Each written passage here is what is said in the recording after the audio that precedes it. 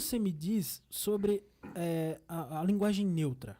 O pessoal tá colocando aí, é para complicar mais ou não? Como que é? Porque assim, como um viés de professor que tem esse conhecimento, essa capacidade de dizer, como um professor de língua portuguesa, o que você entende sobre essa linguagem? Qual que sobre essa, é porque é polêmico, né, também, É né? Mas polêmico, é assim, polêmico. como um professor, Tá, qual é a vibe? vamos fazer assim um retorno, né? Arqueologia que chama em filosofia. No latim, o nosso idioma é um idioma latino. Tá. Então, ele deriva de um idioma anterior chamado latim. Nesse idioma, existem palavras masculinas, palavras femininas e palavras neutras. Então, você tem palavras que não têm gênero nenhum. Sei lá, templo. Templo é uma palavra que não tem gênero, não é homem ou mulher. Entendi. Só que na língua portuguesa, então, da construção da passagem da língua latina para a língua portuguesa, você tem a manutenção de dois gêneros básicos, masculino e feminino. Quando você usa uma palavra, ou melhor, conceitos, elenca conceitos, ou seja, um seguido do outro, em que se misturam palavras masculinas e palavras femininas, você tem uma unidade neutra que é o masculino. Então, Tá. na língua portuguesa, o masculino é o neutro. Então, Entendi. são os alunos. Então, Tem os alunos, aluna no alunas e alunos meninos e alunas meninas. certo. Então, essa transição faz com que o masculino seja o neutro.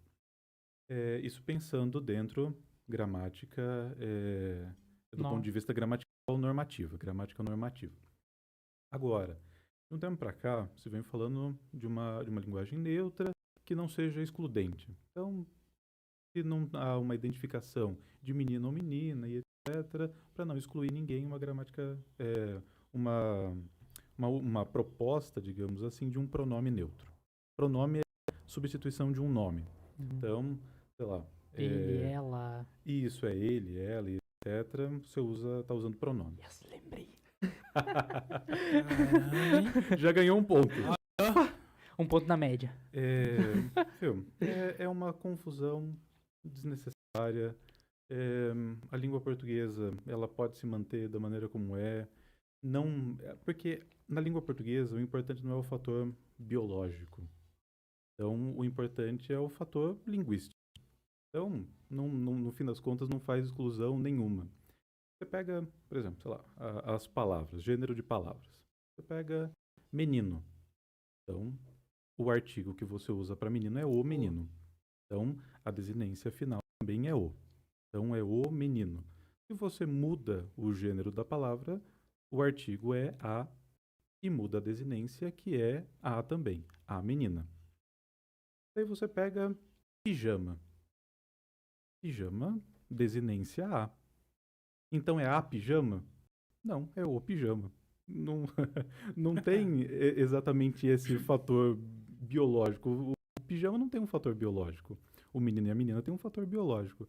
O fator dentro da língua é linguístico. Pronto, assim, não tem um problema maior. Eu sou contrário ao gênero neutro. Gera uma confusão terrível. Embora todo comunicado que eu recebo da universidade, por exemplo, que às vezes eu recebo e-mails. Nesses e-mails, às vezes eles usam às vezes usam arroba, já vi com e, já vi com x. Com X, né? Bobagem. Linguisticamente, bobagem. Uhum. Agora, sei lá, tem que saber distinguir as duas coisas. O fator biológico e o fator linguístico.